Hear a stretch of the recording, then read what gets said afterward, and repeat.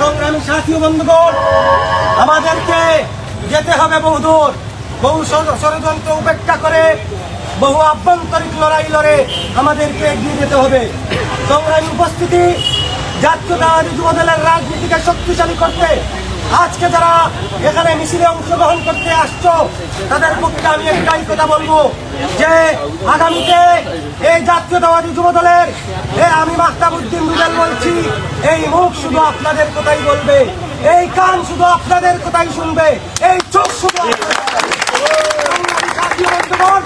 আমরা বিভিন্ন সময়ে এই স্বৈরাচারী সরকারের দমন করার নিপীড়নের মাধ্যমেও এই জাতীয়তাবাদী দলের আদর্শ থেকে কত কষ্ট হয় নাই।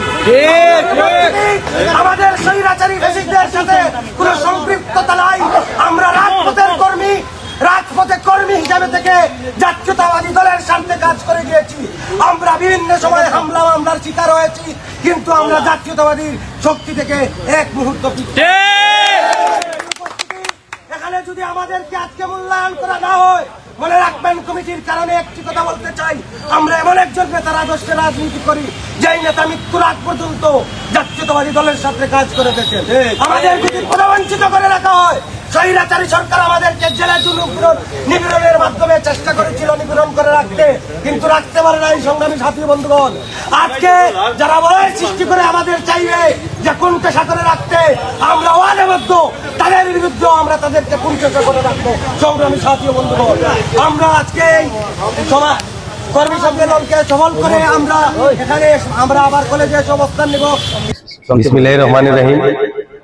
আপনারা জানেন যে বিয়ানীবাজার উপজেলা যুবদলের আজকের কর্মী সম্মেলন তারেক রহমানের স্বঘোষিত 31 দফা রাষ্ট্র কাঠামো বাস্তবায়নের লক্ষ্যে এবং আগামী দিনে বিয়ানীবাজার উপজেলা যুবদলের নতুন নেতৃত্ব দিয়ে কমিটি গঠনের লক্ষ্যে কর্মী সভার আয়োজন করা হচ্ছে।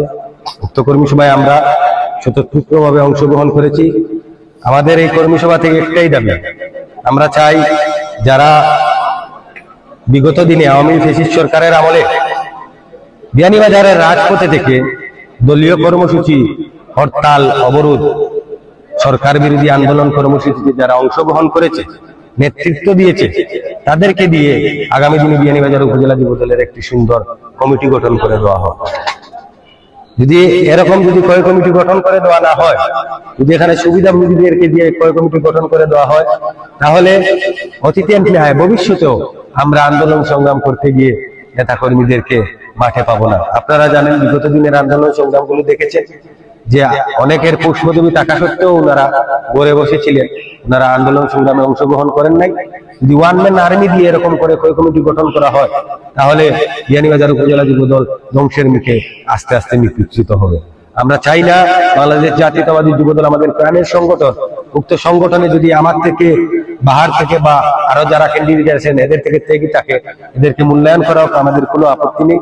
কিন্তু আমরা চাইবো যে যারা ত্যাগী আছে তাদেরকে মূল্যায়ন করা হোক, যাতে করে বিয়ানীবাজার উপজেলা যুবদল একটি সুসংগঠিত যুবদলের